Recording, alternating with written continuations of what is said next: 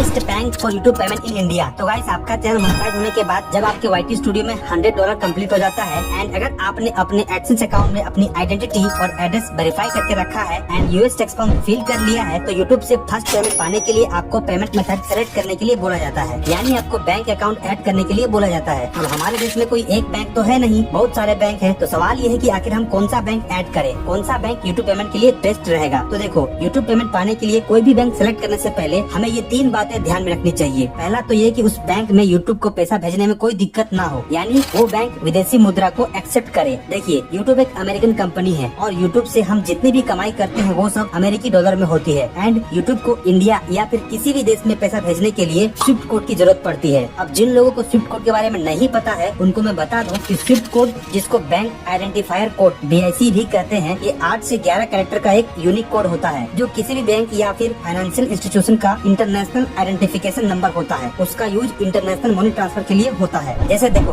भारत के अंदर अलग अलग बैंकों के बीच में लेन देन करने के लिए IFSC यानी कि इंडियन फाइनेंशियल सिस्टम कोड की जरूरत पड़ती है। वैसे ही एक देश के बैंक को दूसरे देश के बैंक के साथ लेन देन करने के लिए स्विफ्ट कोड की जरूरत पड़ती है। ये IFSC कोड से अलग है। स्विफ्ट कोड का फुल फॉर्म है society for world wide inter bank financial telecommunication. ये होता कैसे है तो देखो, एक एग्जाम्पल के लिए मैं आपको स्टेट बैंक की मुंबई ब्रांच का स्विफ्ट कोड बता रहा हूँ, SBININBB104। ये सिर्फ एक एग्जाम्पल है, इसको आप यूज नहीं करना। तो भाई, जिस बैंक के पास स्विफ्ट कोड अवेलेबल है उस बैंक में यूट्यूब को पेमेंट भेजने में कोई दिक्कत नहीं होगी। अब उस बैंक का स्विफ्ट कोड मिलेगा कैसे तो देखिए, इसके लिए आपका अकाउंट जिस भी बैंक में है उस बैंक में जाइए, उसके मैनेजर से बात कीजिए कि मेरा एक यूट्यूब चैनल है और मुझे एडसेंस से पेमेंट आने वाली है जो कि डॉलर में होगी, इसके लिए मुझे स्विफ्ट कोड चाहिए। जरूरत पड़ी तो अपने एडसेंस अकाउंट की अर्निंग्स भी दिखा सकते हैं। बैंक मैनेजर आपकी हेल्प करेगा। ऑनलाइन इधर उधर मत सर्च करना क्योंकि इसमें गड़बड़ी हो सकती है और आपका पेमेंट फंस सकता है, फिर बाद में बैंक मैनेजर के पास जाना पड़ेगा। इसलिए पहले ही चले जाइए, बेटर रहेगा। यूट्यूब पेमेंट के लिए बैंक को सिलेक्ट करते समय दूसरी चीज जो देखनी चाहिए वो ये कि उस बैंक में फॉरेक्स फीस कितनी लगती है। अब फॉरेक्स फीस क्या है भाई तो देखो, एक करेंसी को दूसरी करेंसी में कन्वर्ट करने के लिए जो चार्जेस पे करने पड़ते हैं उसको फॉरेक्स फीस कहते हैं। यूट्यूब से पेमेंट तो हमें डॉलर के रूप में मिलती है, लेकिन हमें उसको इंडिया में खर्च करने के लिए INR इंडियन रुपीस में चाहिए। तो डॉलर को इंडियन रुपीस में कन्वर्ट करने के लिए बैंक हमसे फॉरेक्स फीस लेती है। जैसे मान के चलो, कोई बैंक $1 पर 2 रुपया फॉरेक्स फीस लेती है एंड अभी अगर $1 की वैल्यू इंडियन रुपीस में 88 रुपीस है तो $100 का होता है 8,800 रुपया एंड उस पर फॉरेक्स फीस कितना बनता है तो 100 × 2 = 200 रुपया, यानी आपको बैंक को 200 रुपया फॉरेक्स फीस के रूप में देना होगा एंड आपके अकाउंट में कितना क्रेडिट होगा तो 8,800 -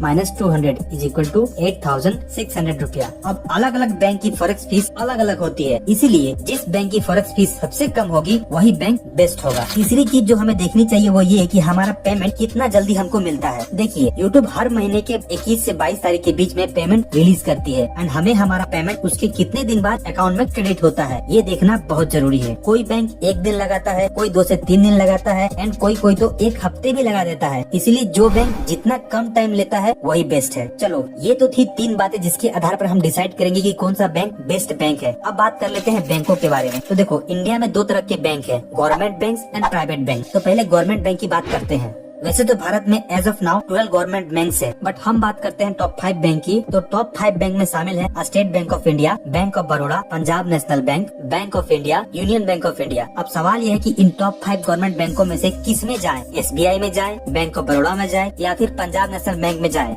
SBI की जहाँ तक बात की जाए तो SBI का जो फॉरेक्स रेमिटेंस है वो काफी बढ़िया है। देखिए, यूट्यूब से हमारा पैसा पहले फॉरेक्स डिपार्टमेंट में आता है, फिर वो इंडियन रुपीस में कन्वर्ट होकर हमारे अकाउंट में क्रेडिट होता है। कई बार हमको फॉरेक्स रेमिटेंस का फॉर्म भी फिल करना होता है। SBI में जो फॉरेक्स रेमिटेंस है काफी अच्छा है, मतलब हमारा पैसा हमको जल्दी मिल जाता है। फॉर एग्जाम्पल, अगर एडसेंस ने आपका पेमेंट 21 तारीख को रिलीज किया है तो SBI में आपको पैसा 22 को ही मिल जाता है, या नहीं तो फिर 23 को तो मिल ही जाना है। SBI में सबसे अच्छी बात ये है कि इसमें पेमेंट डिले नहीं होता है, तुरंत मिल जाता है। अब बात करते हैं कन्वर्जन रेट की, यानी कि फॉरेक्स फीस की। तो देखो, SBI में फॉरेक्स फीस ना तो ज्यादा हाई है और ना ही ज्यादा कम। एवरेज है, यानी आपको डॉलर से INR में कन्वर्ट करने के लिए जो चार्जेस लगता है वो एकदम कन्वीनियंट है, क्योंकि इसका फॉरेक्स रेमिटेंस काफी अच्छा है। अब बैंक ऑफ बड़ौदा की बात करें तो बैंक ऑफ बड़ौदा भी अच्छा है। इसमें आपको पेमेंट आने में थोड़ा टाइम लग सकता है, ज्यादा डिले नहीं होता है। बट अगर SBI में 22 से 23 को पेमेंट आता है तो बैंक ऑफ बड़ौदा में 24 से 26 तक आ सकता है। फॉरेक्स फीस की अगर बात की जाए तो इसमें SBI से थोड़ा सा महंगा पड़ेगा, ज्यादा नहीं लेकिन थोड़ा सा महंगा है। जैसे अगर SBI में $1 पर 1 रुपया लगता है तो बैंक ऑफ बड़ौदा में $1 पर 1 रुपया 15 पैसा लग सकता है। ये एग्जैक्ट फिगर नहीं है पर मान के चलो इतना ही होगा। एंड अगर पंजाब नेशनल बैंक की बात करें तो इसमें आपका पैसा लेट मिलता है। इसमें आपको कभी कभी 1 हफ्ता से लेकर के 15 दिन तक भी लग सकता है। किसी किसी के साथ तो ऐसा भी हुआ है कि 1 महीने का पैसा आ गया, दूसरे महीने का पैसा आ गया, तीसरे महीने का पैसा भी आ गया और चौथे महीने का पैसा अटक गया। लेकिन PNB में फॉरेक्स फीस काफी कम लगता है। बाकी बैंक ऑफ इंडिया और यूनियन बैंक ऑफ इंडिया का भी हाल कुछ इस तरह का ही है, इसलिए फर्स्ट चॉइस SBI रखो। अगर SBI पॉसिबल नहीं है तो आप बाकी चारों में से किसी एक में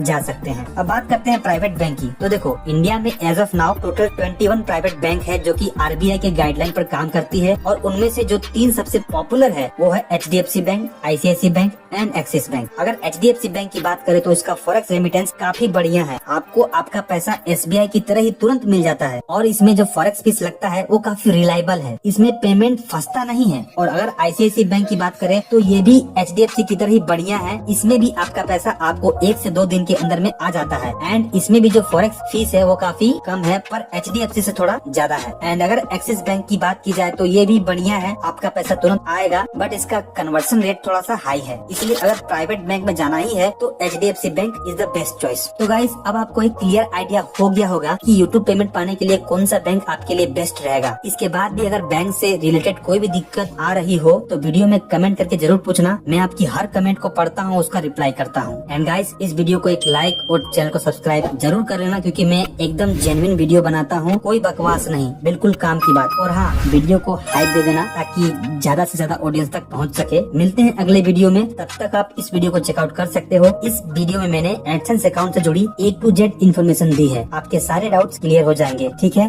अपना ख्याल रखना। Tata bye bye, see you soon.